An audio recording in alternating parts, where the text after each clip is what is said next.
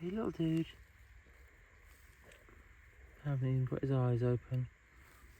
Oh, I say he. I have no idea.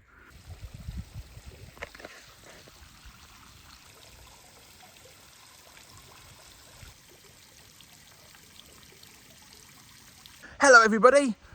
I hope you're having a wonderful time. We have a bit of a dire situation here. We don't have a moat anymore. It's disappeared. The chateau is surrounded by a water-filled moat. It's fantastic. The nature that supplies is wonderful to see every day, and it's a beautiful, beautiful feature. We are in the middle of a terrible, terrible drought. I think it's the worst in this area in 20 or 30 years, they're saying, and we have a real big problem. Everything is dying. You really just cannot do anything with the grass, the plant life, or anything. But worse, as you're not allowed to take any water from anywhere, we don't have a moat anymore.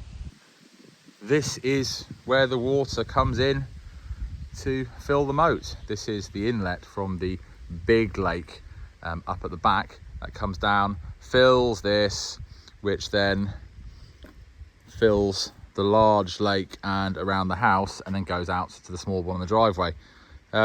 We obviously know that this is a silt trap. It's designed deliberately to catch as much silt as possible. You can just see the little retaining wall, which is designed to catch all the silt, and it's done that job fairly well. Obviously, this is very silted up and needs dredging, but this little thing is all we've got as a flow.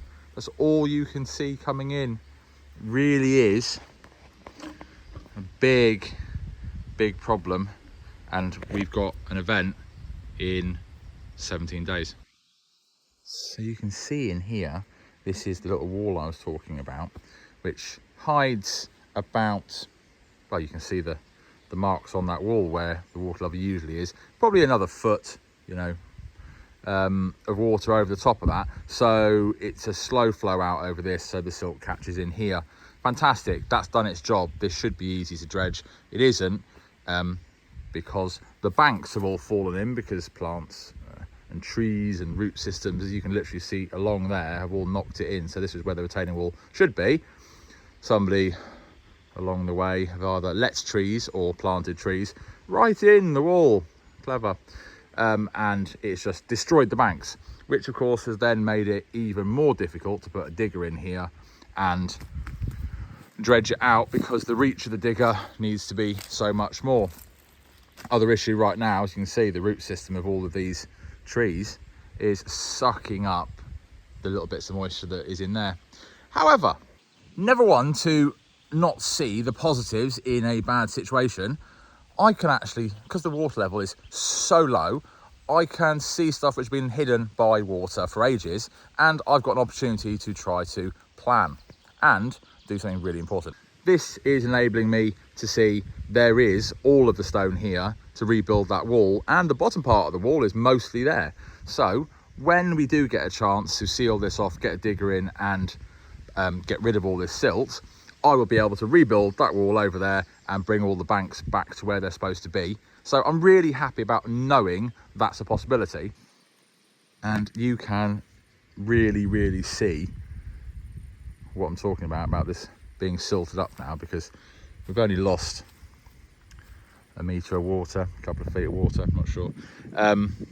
And now you see just how shallow before the silt it really was. I mean, we're quite lucky here, but this section not looking great, and definitely going to have to get that dredged at some point, but that'll be a little while, because that's going to be costly.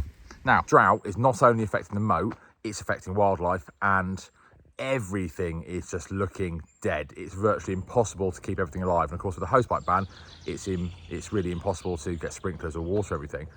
However, we've just found a squirrel nest which has come out of the tree, because the trees are all sagging because nothing's watered. So it's just fallen out, and there's a baby squirrel inside who's alive. What was left of the squirrel's nest, which came out of the tree, we put in a hanging basket in the tree so it's safe. Let's hope he's been rescued. Hey, little dude. Haven't even got his eyes open. Oh, I say he. I have no idea.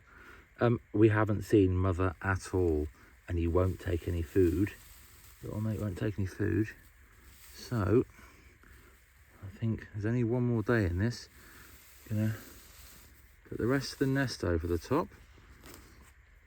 Put it back in the tree and put the wildlife camera on and see if she comes overnight. If we don't see anything through the wildlife camera of Mum coming back to him overnight tonight, because we haven't seen any signs of that, then we're going to have to get him to safety and try to make him eat. But well, he's still alive, he's out the way of predators, he's in a warm little nest, and he's in the same tree that he was before, so hopefully Mum will come back to him.